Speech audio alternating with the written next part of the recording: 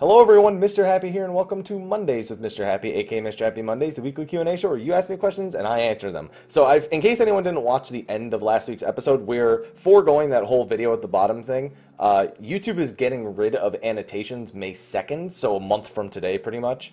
The day I'm recording, it's April 2nd, so a month from yesterday for those watching it on YouTube. So there's really no point in doing it because you're not going to be able to click the individual videos at the bottom. The reason they gave was, I think, like 80% of their traffic is mobile traffic. So they were like, you know, whatever. You can't even use annotations on mobile, so there's really no point in supporting them. So from now on, they're either going to be at like the end title screen. In fact, that's probably how I'm going to do it. Or I'm going to put them in the little, the cards in the top right, which is that little eye that sometimes hangs out when I actually set it up. So that's how that's going to be, so no more of the video at the bottom thing. Sorry. Just when I got used to doing it, too. Just when I got used to doing it, they're like, nah, annotations, fuck it. We're done. That's it, we're done. But anyway, with that out of the way, it's time to get into some of the questions. Plenty of games came out this last week, and I'll probably get asked about a few of them here, so let's get right to it. Alright, so question number one, Hap. I'm done with Power Rangers, so I passed this one but on the others, I don't know what English that was. I hope you had a good patch day and many, many delicious Duty Finder wipes. I don't do no Duty Finder or Creator Savage, man. No, it's not. Alright. And, time for a question roulette. So we have bonus for bonus, a Twitch question, and wait. Another Twitch question. Now I'm curious about the another Twitch question, so I'm going to go with that one. So Amazon owns Twitch. Is there an option to link those two accounts together? Yes, there is. So, what Amazon has done with Twitch is they've linked it so that Amazon Prime gives you Twitch Prime, which basically gives you one free sub a month. It gives you 20%. Well, actually, the Amazon Prime discounts for the 20% on physical stuff. That's not even a Twitch Prime thing. That's been an Amazon Prime thing. So just consider it all part of the gaming package. So you get a free sub on Twitch Prime. You can get a little crown badge next to your name. You get access to some free stuff on the Twitch dashboard. Like, for example, sometimes there's free games, like there's been Walking Dead, there's been Banner Saga, there's been other free stuff that pops up on the Twitch Prime dashboard for people who are subscribed. It's also ad-free, I believe, Twitch Prime. I'm pretty sure that creates ad-free, and then Amazon Prime itself has a 20% discount thing. So yeah, that's what it does. It doesn't do anything else. It's like strictly for someone who uses Twitch, it's beneficial to you, and it's also good for the broadcasters because you get that free sub every month. What I'm actually looking forward to, they announced that Twitch is going to have its own marketplace, sort of, where you can buy games directly through a broadcaster and support them on Twitch. The thing is that they're not using Amazon's database for that, because technically Amazon has the rights to sell things on Amazon. Twitch needs to acquire the rights to sell games on Twitch. On top of that, the fact that when you make those purchases on Twitch, if you make a purchase of $5 or more, you get a crate that has emotes and chat badges and cheers that you can give to broadcasters and stuff like that. It's going to be interesting seeing how Amazon approaches it, because like you said, Amazon owns Twitch. So does Amazon sort of use their power to go to these companies and be like, hey, you know, we can sell your games. Can they sell your games also? And then you can develop all. It's going to be interesting seeing how Amazon sort of puts its foot forward with that feature specifically on Twitch, because Twitch is not going to have access to all the big AAA games right away. That's going to be something that comes slowly but surely. I hope so. So to answer the Amazon owns Twitch question, link the two accounts together. Yes, and it also gives you a free sub on Twitch for once a month. Well, you have to do it manually, but it's once a month, and it's awesome. All right, question number two. Madu Reggie. Oh, God, it's Reggie. Anyway, considering my first question last week that had $2 retainer and a mighty Berg for you, first time bonus, what is your favorite type of Berg in terms of price and or taste?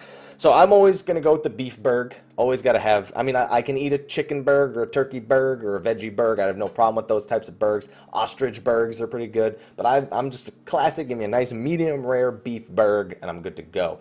Sourdough is a really nice choice of bun, but the old classic burger bun is always a solid choice with little sesame seeds on them. I like all the classics: lettuce, tomato, pickle, onions. You know, give me the classic, and then cheese and bacon. You know, the classic American Berg. That's what I'm looking for right there. As long as the meat is seasoned and tastes good, that's all I need in my life is that Berg. Sometimes give me maybe like a garlic aioli as like a special sauce, and I'm good to go. Second question, what would be a not so clear game or movie for XIV to have an event with but you'd want to see? I don't really care for the events. You know, like the events are never something that's so great that I'm like, oh, they need to do an event for this. It's more like I expect an event out of certain things, like for 15. So a not clear game or movie for 14 to have an event with, Power Rangers? I mean, Gardo is like kind of like a is pretty much a Super Sentai type thing, so I don't know. It doesn't really matter to me all so much, so I don't really have a great answer for that one. On to the next one. Hello, Mr. Happy. No first time bonus, but my mom is making me apple strudel, or you said stoodle, on Friday for my birthday, so you're welcome to have one. Yes! I'm going to preface this question by saying this. WoW and 14 are two very different games, and while sharing a genre, I don't think either one is superior to the other. Now I'm very interested for the question. Considering your history of playing both games and 11, I was wondering what your stance is on a lot more mechanical design decisions happening in 14 as we move from Heavensward to Stormblood. While I still don't know all the details, I think my overall question is this. Do you think that 14, as it grows into a larger game, metaphorically, following the footsteps of WoW in terms of game design? No, so I think they've defined the kind of World of Warcraft defined what we call the modern MMO, which is basically means you tab target and you have abilities on a hotbar. That at that point, any other comparison you're drawing is just because you've built that engine that allows for that gameplay. So ultimately by design, as soon as you adopt that gameplay, you are compared to World of Warcraft because they were the ones that sort of, like I said, modernized that type of setup. Obviously not the first one to do tab targeting, not the first one to do a hotbar, but the one that made it considered modern MMO. I think it's reasonable to claim that WoW is the one who did that. So I don't think that it's necessarily following in the footsteps, but it needs to pay attention to what WoW does that's successful because there's no reason not to do that or to create a system that is somewhat similar. And let's be honest, World of Warcraft's Legion has been fantastic. It's easily been one of those things. Like, I'm someone who always looks at WoW and goes, you know, they always take so long between patches and, you know, the sense of progression is never that great. And while Legion still has its problems, I'm not a big fan of the artifact weapon and the way that it powers up. And the Mythic Plus system has some positives, some negatives.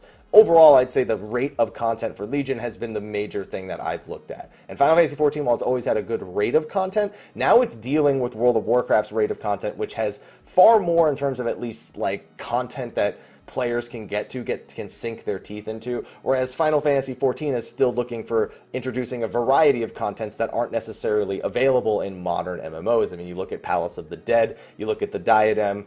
As much as you may hate it or love it, they're trying to find things that set them apart from World of Warcraft instead of just strictly following in its footsteps. So that's going to be the thing that defines them, and that could ultimately be the thing that crushes them. I don't mean 14 crushing WoW, I mean 14 crushing itself, because sometimes going for those out-of-the-box ideas just doesn't work. We saw with Diadem, we saw with Lords of Verminion. They take too many chances, they put too many resources into something, it falls through, and the player base isn't happy with it. They're going to fall back on what worked, and you know what worked is pretty much that formula that people complain about. We can say that, oh, I'm tired of the same old formula. That's MMOs in a nutshell, though. That's why people MMO hop in the first place, is because they try to find a different formula or a different sense of progression. Because it's all about feeling fresh, and, you know, MMO, if you play long enough, it doesn't matter if you change the skills, you change the way things look, it's still the same MMO. So that's what they'll always fall back to, I feel. We'll see how it actually ends up working out when we move into the actual Stormblood, because right now Stormblood we haven't seen much that's different. We've seen a lot of the same. We have to see how it's expanded upon and made to feel fresh. And I think they know that. I think it's just a matter of seeing how they ultimately execute that going into Stormblood. Hey Hap, not a first-time asker, but take a bonus anyway. 2 completely augmented Ironwork sets for Samurai and Red Mage. I still gotta prep those. I have level 50 sets, but they're not like full I-130. Not like it'll matter, because I'm just gonna do fucking Palace of the Dead anyway, but that's besides the point. Anyway, speaking of Red Mage, sorry for that little burp right there. That's one of those burps that just comes out. You don't really know what's even coming, it just happens. Excuse me for that one. Speaking of Red Mage, a short and sweet question this time. What are your personal predictions, expectations for the caster melee move ratio? Predominantly, I expect it to have way more caster moves than melee moves. Melee moves, I expect it to have maybe 3 or 4. And then the rest, everything else in its kit, I expect to be usable from range. Not necessarily dedicated to range, but usable from range. So I expect it to be far more heavy on the caster side than the melee side. Next one. So my friend and I had this debate over last week, and I wanted your take on it. When Square Enix adds Blitzball, do you think Square Enix will add rewards on a bi-weekly tournament like Triple Trad, or rewards based on a seasonal tournament like the Feast? You know, as much as I don't want Blitzball to be a thing, that is actually not a bad question, considering I do expect Blitzball to be a thing. My money is on seasonal, and how popular do you think Blitzball will be? I don't think it's going to be popular enough to reasonably do a seasonal tournament. I think bi-weekly, just because it's a gold saucer game in the end. It's not the same as PvP. You know, yes, it is player versus player, but I have a feeling feeling it's going to be a lot like Triple Triad, where there's a ton of PvE-related challenges. You can go up against these pre-made teams that the developers have created for you to get your bearings, learn how it works in 14, or introduce it to you for the first time. And then you'll have the option of challenging other players to a match. It's not a predominantly PvP mode, I imagine, going forward. So definitely a bi-weekly tournament as opposed to a seasonal tournament, opposed to a seasonal tournament like you have maybe suggested. Now that we're done with the Blitzball question, let's hope there's no more of those. Yo, Haps, you've been getting a lot of no rewards lately, because, you know, it's not always first-timers asking. Not just the people neglecting to do it like I do usually, but actually calling out to it. Yeah, people call out to, like, nothing for you this week, you greedy bitch. I'm like, I'm not greedy. I didn't even make the tradition. You guys made the tradition. So because of that, I have a gift of 2 or 3 temporary clones to help you play all the wonderful games happening this spring. I'm doing all right. I got through Kingdom Hearts 1. I'm almost platinumed Kingdom Hearts 1 Final Mix. Persona 5 comes out Tuesday, and then I'll probably start on Kingdom Hearts 2, and then I'll finish Bravely Default. So I'm actually doing okay. It's more like Horizon Zero Dawn and Zelda, which are 2 games that, like, not a lot of people want to watch me play, but I want to finish them, so it's kind of like a tough in-between there. To my question, did you ever get a chance to finish Horizon Zero Dawn? Well, there you go. The answer was no. But even so, the first 10 hours or so that I played were fantastic, and it's a game I really want to finish, but I just explained to you why I haven't finished it at this point. With that, hope you have a great week. Thank you, my man. I think Horizon Zero Dawn so far, one of my favorite games this year. I don't need to say the problem again. I've already said it like 2 or 3 times at this point. So yeah, it was good. I enjoyed it. All right, next one. Hina Lover here. Hello. Long-time lurker, first time asking. So in celebration of getting all jobs damage hand and land to 60 and crafting my own Ironworks hand and land gear, have a level 5 materia. 1 level 5 materia? Listen, I got 5 minutes to do Diadem. I could go get one of those. It's all right, fine. You offer me something, I'll accept it. All right? I'll accept it at the very least. As for my question, I started playing the game at the start of Heavensworn. I think you may have been doing this on your phone. So I wasn't around in the months leading up to the expansion. I thought I heard there was a beta of sort for Heavensward. There was not at all. We had early access period, which we have for Stormblood as well, where basically you can play the full thing a few days before people who decide to buy it after the launch date. So if you pre-order it, you get to play it a few days before it actually launches. For me, early access is the actual launch of the game. Anyone who is interested in it has already pre-ordered it at that point, and people making the purchase afterwards are people who heard about it after the launch and like waited for reviews and stuff like that. So early access not the same as a beta. It's just a few days before it launches you get to start playing. B, as an extension, what do you think is going to be the timeline leading up to the expansion? We're done. Like, there's going to probably be another minor patch to give Gobdips to Dunscaith or something else. But for the next 3 months, it's pretty much all news. Like, April is going to be huge with news. I expect we're going to start hearing about it in the next few weeks because we know he's going on a media tour. And I believe April 20th is supposed to be something as well. So it's expected to be a train of news and not a lot of content. It sucks because all the major releases for 2017 in the first half of the year were in the first 3 months. Pretty much Persona 5 being one of the final big launches. While there are other games sprinkled about, like Yooka-Laylee, for example, and other things that are there, it's like all the heavy hitters were done in the first 3 or 4 months, and now you have to play through those for the next few months and waiting for Stormblood to actually launch. Hopefully, it's a good set of news when it comes to what happens over April and May and the videos we see and the content we find out about. It's really going to be crunch time for them on that front. So that's my timeline expectation at the very least. On to the next one. First time asking a question here, so I'm going to ask a few. All right, as a bonus, please have a bone chip. We were just talking about great bonuses before, man. All right, anyway. What are your thoughts on Stormblood possibly repeating content in the same manner Heavens were repeated at Realm of... I think I kind of covered that. I like the way I talked about the formula earlier. I feel like I'm just going to be saying the same thing again. I don't think it's necessary for me to answer. It's kind of their need. They need to have a formula to stick to. It's a matter of what they do otherwise that set them apart. So I answered that before. I'm just going to move on to the second question.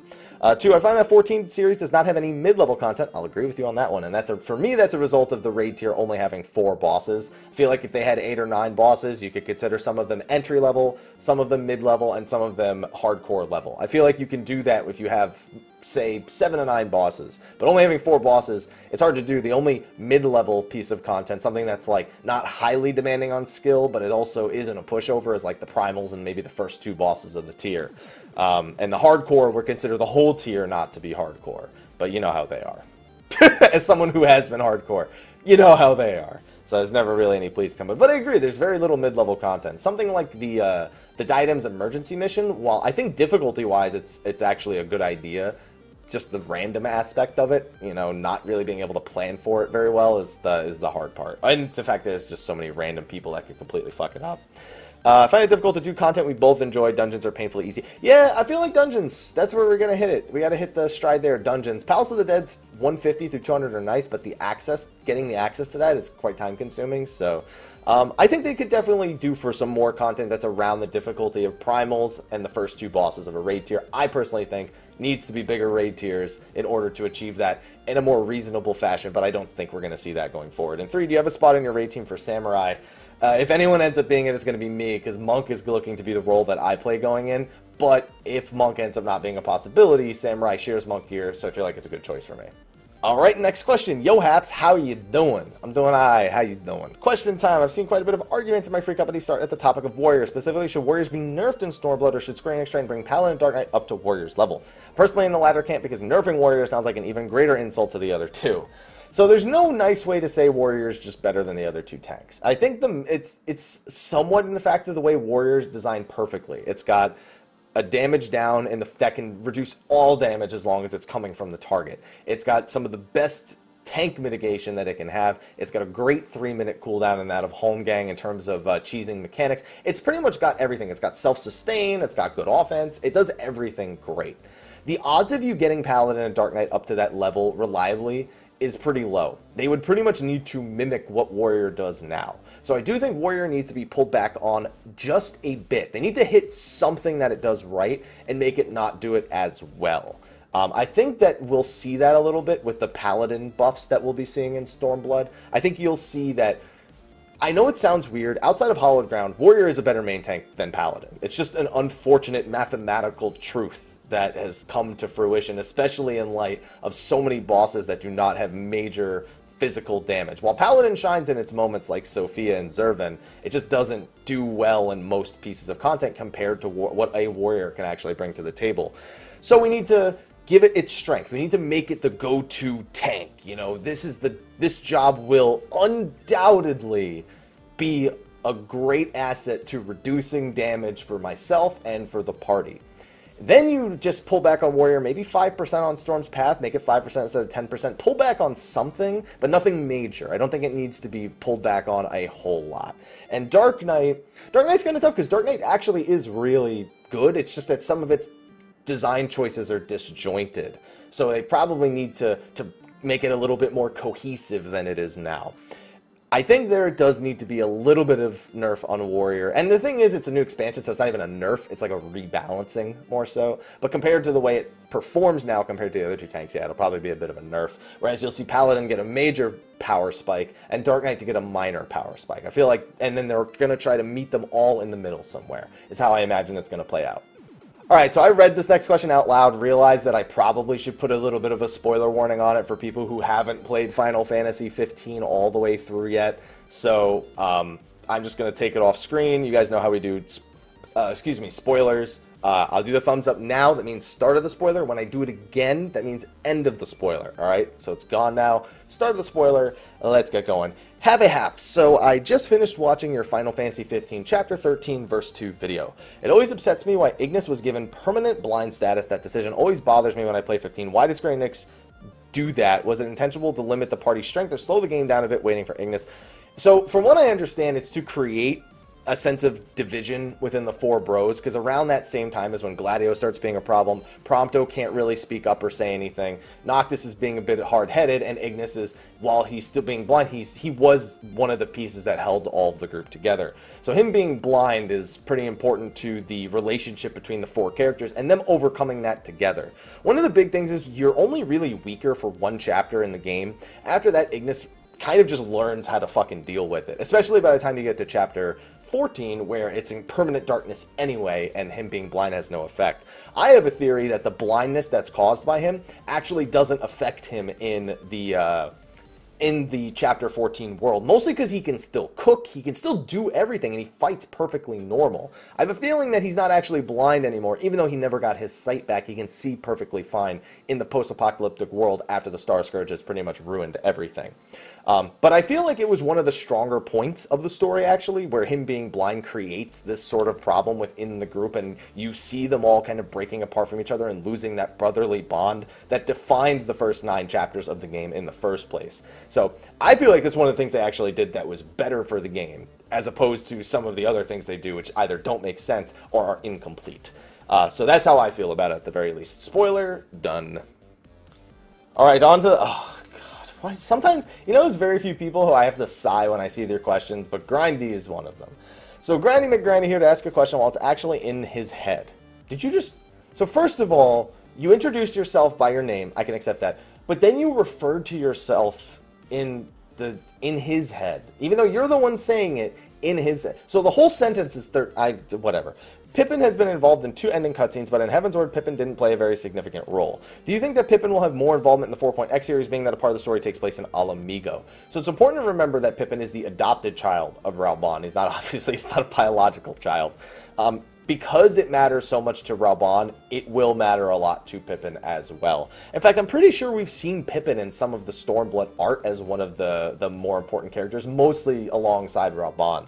So yeah, I think Pippen's going to play a pretty big role, and I think they deliberately set him up for that. They introduced his character at Heavensward, but they didn't want to make him important right away because of Ishgard. Whereas now that Raubahn is going to be taking a major role in the expansion, that Pippen is going to be an important part. Personally, I think Raubah's going to die and that Pippin's going to take over the Immortal Flames. And because he's also a Lalafell, he may end up in a romantic relationship with Nanamo, who sees him as a part of Raubahn. But that's some fanfic bullshit right there, so don't take any of that for granted. Also, editing in a question that may be spoilers, read off screen as necessary. So let's do that. I'm just going to start spoiler warning now. Read off screen if necessary. We'll see what actually ends up happening. So I'm just going to take that off screen, and that's the start of the spoilers. So, do you think Red Mage are going to draw their power from Shinryu's awakening somehow? I feel like there is a lore connection for Red Mage that isn't Alisei. No, I don't think Alisei has anything to do with Red Mage, personally. I don't think Red Mage has anything to do with Shinryu at all. I think Red Mage is not going to be a Far Eastern art in the first place. I think it's going to be one that is not originated in Authored. It's hard to tell. I almost want to go to think of Thavnair when I think of the Red Mages. Maybe just because they're so swag, and Thavnair is so swag, though. I don't know, because Red Mages, so the idea behind White Magic and Black Magic, one of them pulls from the surroundings around them. It pulls the ether from the area around them. The other pulls from the ether within them. What I'd imagine the magic crystal medium is it's taking the ether from around them and the ether from within them, and it's mixing them together to create red magic, and then they can actually use the magic within the crystal medium in order to actually cast their spells. So I don't think that has anything to do with Shinryu. What I do think, however, is that Shinryu's energy is going to be something that gives birth to a ridiculous amount of ether being put in Authored, because Eorzea has an enormous amount of ether. It's one of the big things about us that's different from the entire rest of Hydaelyn. That being said, that would mean that in Authored, a lot of the things we're able to do just wouldn't work. So I think that some level of ether disturbance needs to happen over there, and it's either going to be at the hands of Shinryu or at the hands of the Garleans. But we don't know for 100% certain. So we'll see what actually ends up playing there. But those are just kind of a few ideas that I have going into Stormblood. Spoiler end. Alright, on to the next one. We only have a few more questions, by the way, on the forums. There was less than last week, and last week was like 17 or something. So, question. Aloha, happy, senpai. Aloha. When I read aloha, I read it as my cat's name, so I didn't read it as hello. First time askers have a bonus of freshly baked HQ sesame cookies. Sounds delicious. Recently, a new viewer of your channel just started playing 14 about half a year ago. I want to say that all of your guides have been a great help. The content you provide is awesome. Thank you for watching it, and thank you for supporting the channel, my man. Paladin is my favorite tank, but I really wish they had an ability to do consistent AoE damage. Yeah. Flash will probably be doing damage in the expansion, or they're going to give him a new AoE ability. They know it's a major thing that Paladin does not have that the other two do. I have a feeling it's not going to be as strong an AoE as the other two jobs, but they're going to give Paladin some AoE damage in the expansion. You can bet your ass on that. All right, on to the next one. Hey, Mr. Haps, how you doing? I'm doing all right. How you doing? You can't answer me till next week, but how you doing? It's been a while since I asked a question, so here's a bonus of unlimited free teleports throughout Stormblood. However, it'll only take effect when Stormblood hits. I don't know, I felt like that was implied, but you know what, I'll take the notion. Anyway, my question to you this week contains a spoiler. We got a lot of these this week. I have a feeling I know what it's about, because they're all probably pretty, 3.56 happens. So, spoiler begin, wait for spoiler end. Let's get to it. So, since we saw the awesome cutscene with Omega and Shinryu, gee, I didn't know that's what the spoiler question would be about. My theory is the third difficulty Yoshi P has mentioned will have something to do with Shinryu. For instance, after we've cleared the fourth boss, then we can fight Shinryu or something. But the thing is, that's just a one-time occurrence. That's the equivalent of him just being a primal they introduced that has a requirement of Savage. I don't think that has anything to do with it. I think they're completely unrelated. I think Shinryu is going to play a part in Omega's raid story, and that's going to be the more important thing. They're not just going to make him his own secret boss. That's the thing. I don't expect the super secret boss to have any sort of story tie-in whatsoever. I have a feeling it's just going to be like a third difficulty of like one of the bosses of the previous raid tier. Just because it means they don't have to recycle assets, they just have to retune the fight for higher item level, higher difficulty, and add new mechanics. That's honestly what I think it'll be. I don't think it's going to have different story aspects or different sort of, or they're going to lock story behind that extra boss for that third difficulty. So I don't think that's what the connection is. I just think they're both going to be part of the same raid tier, to be honest, and that's pretty much going to be the end of it. Anyway, spoiler over. Alright, this question doesn't have a spoiler warning, so hopefully it's not. And then it's this and one more, and then I'll take some Twitch questions. Hello, Mr. Happy, and greetings from Detroit. Greetings from San Diego, also known as a whale's vagina. Just as a heads up, I turned in my 99 demon totems for the final burb. The struggle is over. Congratulations. One question today, sir. I used to main summoner before I tanked, and I enjoy the class, but it does not feel like a summoner. I feel more like a necromancer or an affliction warlock. That's the thing I usually draw a comparison to. What do you think you do to make summoner feel more like a summoner? So ultimately, the way you make summoner feel more like a summoner is you take abilities that you use, you get rid of this whole pet hotbar nonsense, you get rid of the whole pet hotbar, and you just have abilities that make your pet do things. The only concern with that is that if your pet dies, you lose all of your power, which is probably the #1 thing they want to avoid, but that's pretty much it. Like, imagine if Bio 2, Bio 1, and Miasma were instead like a dot that your pet applied. Ultimately, all you're doing is shifting what you're doing as the owner and shifting it onto the pet's responsibility. It doesn't actually create any sort of different gameplay other than that if your pet dies, you're twice as fucked as you were before. So I don't think, and also make the Eggies a little bigger. I think the Eggies could do for a slight size increase. I don't think we can change the design. You're not going to be summoning the fucking primals themselves. That's never going to fucking happen. They define, with the way, the thing is they defined how primals worked way back in 1.0. They knew they weren't going to be able to do that shit when Yoshi P kicked in at some point. So yeah, it's basically removing it would be removing the pet hotbar, but making all of the actions come from the pet instead. Like your pet, instead of a pet hotbar, it's just your hotbar does the same shit. But it's whatever, you know, it's literally just a shift in power to the pet versus you being responsible for the majority of the damage. Alright, and this is the last question from the forums. Hiya, Happy Mr. 1227. That's not my name. You got it wrong. You got it wrong, man. I was waiting around my half coffee delivery. And I had a question for you. Warning, spoilers. You did spoiler tags very differently. Before spoiler cast, tried putting spoiler block up, but it wasn't working. Oh, alright, well at least you have a reason for not doing the spoiler block. Alright, last question on the forums, spoiler. Let's get started.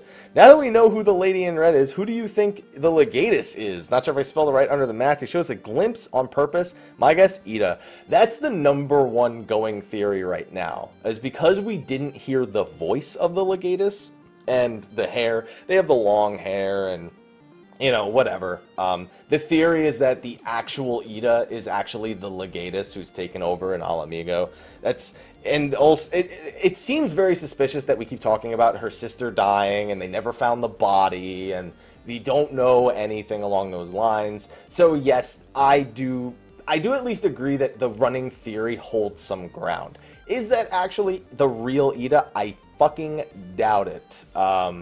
It's just that the face, while you can see the long hair and, you know, they set up this whole mysterious background, it doesn't look like a woman's face is the ultimate thing for me. That looks like it's very defined dude's face is the #1 thing that I think is preventing it. Could it just be generic face? Yeah, but I doubt they would do that and then just not have anything to do with anything. He also literally is, what's it called? He's Garlean. He's Garlean born. He's the son, or he's the child of the fucking dude. Like, we know this. He's not just a figurative child. I think what's more likely with the original Ida, I do believe the original Ida is probably alive, maybe serving under the Empire, but we know too much about Xenos to ever consider him being Ida. The only reason it holds ground is because of the long hair, and Ida's body disappeared after a battle, and we never saw it again. But he's been doing this shit for way longer than that, and we know too much about him with his fucking origins, who his father is, or her father is, whatever, to even consider that being Ida. So no, the Legatus is someone we've never met before. We have no previous knowledge or interactions with them, and he's basically going to act like Vayne Solidor. He's probably going to kill his father, and he's going to try to take over the Empire. He's going to fuck everything up. It's going to send the entire Empire into civil unrest, and then we can fight them back. Yes, story taken care of. But yeah, that's probably what it is going to be. So I'm expecting it to go somewhere along the lines like this. Anyway, so that's going to be the last question from the forum. Spoiler over. Now I'm going to take some questions from the Twitch chat, and hopefully we get some good ones today. So, Twitch chat, go at it. All right, I'm going to take this question because I think it's important. There's been a lot of mixed information, but we have a solid answer for it. So, hello, Mr. Happy. I was made aware that you don't have to complete the Heavensward story to access Stormblood content. So, that statement right there, I'm going to stop you right there. So that was what one of the interviews implied. I believe it was the US Gamer interview, as a matter of fact, where they ask him, you know, before this you had to complete a Realm Reborn to do Heavensward content. That limitation is being relaxed. What it means is not... There's something lost in translation there. It doesn't mean you don't need to do Heavensward's main story to unlock Stormblood. It just means you don't need to do Heavensward's story to do things like access a Red Mage and Samurai. There's content there that doesn't require you to finish Heavensward's story. It's been made explicitly clear in the promotional email from Final Fantasy XIV that we received like the day after, I think it was last Wednesday or something, that you very much do need to complete Heavensward's story in order to access the Stormblood 4.0 story and on. So let's be 100% clear about that. Honestly, even if they did allow you to skip Heavensward's story from 3.1 to 4.0, you'd still have to do 3.0 at the very least. And unlocking the flight has not... I mean, it does have stuff to do with the main story, but you'll do those main story quests anyway. You have to do at least that. And then on top of that, it's mostly side quests and finding them on your own. So it wouldn't unlock flying automatically, even if it did work that way. So I just wanted to clear that up, and I'm going to be clearing it up on State of the Realm again tomorrow, because just because of the way it was presented in that interview is very confusing. So we got to make sure we clarify that. All right, this next one has a spoiler about it, so I'm just going to... I don't think I've ever had to do a spoiler for the thumbs up from the Twitch chat, but this one's kind of like spoiler, not spoiler, because we knew that some of this is going to be happening, but spoiler begin. When I do it again, spoiler end. So anyway, since 3.56 has dropped, what are your thoughts on what we have seen of the Samurai and its abilities? Honestly, can't even draw any conclusions. We got to see how they look. That's it. We got to see a three-part combo, one three-part combo at the very least. We don't even know if that's like a 1, 2, 3, you have to do them in that order, just because we're still curious about the actual gameplay. All we know is we've seen those three abilities in that order, and then he does a dashing AOE attack, which I hope is the real animation for it. But I mean, you can't really draw any conclusions from that. They have abilities that combo together and an AOE. They look cool. I'll say that much. They look cool, but I can't really draw any conclusions about the abilities themselves just off that. Spoiler end. All right, next question. Do you think we will see more world events like Hunts, Odin, stuff like that with this current expansion? I think they probably want to do a little bit more of them. We'll definitely have more hunts in the expansion. So we'll have 3 tiers of hunts now, one for each expansion, Realm Reborn, Heavensward, Stormblood. The other thing, we'll probably have a minimum of 2 of those large-scale fates. The question is, will there be another piece of content that is open world? Currently, here's what we have that gets you out in the world. The initial expansion launch, obviously you have to go around, explore, do all the side quests, get wind currents, at least in Heavensward. You have sightseeing logs, you have treasure hunts, you have the Beast Tribe dailies, you have hunts, the regular hunts themselves, both the ones you can do daily, the ones you can do weekly, and the ones that just spawn every 4 to 72 hours. You have regular fates, you have the large-scale fates, you have leaves. So there's a lot of content that tries to get you out in the world. It's about how it's valued and what its difficulty is. Will there be more difficult open-world content? to get players out into the open world a little bit more? That's a good question. I would like to believe we're going to see more large-scale fates or events that happen out in the world in this expansion, especially because they're stressing about the larger field sizes, the underwater access on top of just what they're going to be able to achieve with the new servers. But my expectations aren't high. My expectations are not high on open world content. So I expect it'll mostly just be them taking the systems they currently have developed and making sure that they're present going into the expansion areas, not so much expanding upon them initially. All right, the next question coming from the Twitch chat. What do you think of revamping PvP skills through the new version of the cross-class system? By the way, between questions, I took a sip of coffee and went down the wrong pipe, so expect me to cough once or twice. Everyone complains that there's no room for PvP skills. I think it would work better if they did them through the cross-class system, or the cross-role system, which is what they're calling it now. Anyway, no, I think they're just going to have PvP have its own different set of skills entirely, because they're going to try to reduce PvP clutter by a lot. They said that so the big thing that all of the best PvP games, or all the currently most popular PvP games, give you very few actions, but a lot of skillful ways to use them. Like, even if you look at StarCraft, you have all these build choices, right? Excuse me, it's me still trying to get the wrong pipe thing out of my system. And StarCraft has fallen out of popularity by a lot. So I'm going to what I think has the highest amount of possible actions a PvPer can actually use, or someone who plays the game actually uses. You have all these different build paths, you have all these different end goals, but ultimately each of the individual units, when you're actually using them in combat, only have one or two abilities that they can actually use. But it's all about how much impact those very few abilities have. I mean, look at League of Legends. Look at even World of Warcraft, the way it's reduced itself down to its arenas. Look at fighting games. You know, it's all about having just a few things you could do, but using them in combinations in certain ways is more skillful than the way that other people use it, as opposed to having dozens of different actions that are accessed each through their own individual button. It's just a lot to take in, and PvP individual player skill is even harder to acquire because you're so focused on trying to play the job so properly. I mean, people complain about this in PvE, but it's compounded in PvP, where you're playing against another person that is also having to make decisions. It's not like PvE, where it's scripted and you can just literally go full robot mode after you figured it out. You're trying to do these, you've got like 30 buttons, and some of them are buttons you have to wait to use at certain points. There's so much clutter in PvP that player skill just comes in actually being able to hit your fucking buttons, because you have to find them somewhere in this godforsaken tornado of ridiculousness. So that's what I think is going to happen. There's going to be a major cutback, and I think PvP is literally, they're going to go away from just having any of your PvE skills in PvP. They might have things that do similar things, but I think PvP at most is going to have, like, I don't know, 13 skills, which even then for a lot of people would be considered a lot. But you have some that are your main damaging components, some that are your main utility components, and some that are just kind of in between that are shared across the different jobs. So I really think they're going to just destroy the number of skills that you need to use in PvP, and that's going to be the major thing that they tend to go towards when it comes to the PvP changes. All right, this is going to be the last question I take from the Twitch chat. I waited around a few minutes, and it's the best one I've had so far. So, Mr. Happy, as a broadcaster, what other game genres would you see yourself playing other than JRPGs? So, I guess not specifically JRPGs. RPGs in general are kind of like my thing. They've just been my thing since I was young, and there's so many I haven't played, and there's so many that have come out.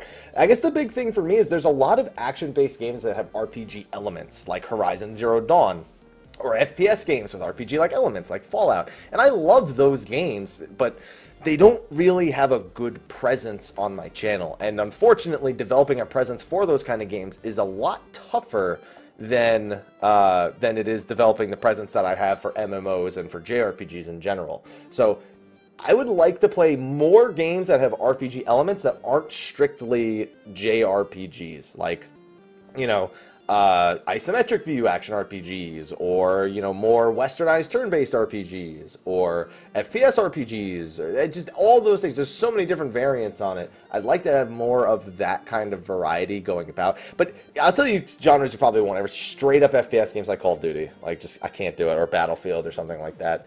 But like Overwatch is nice.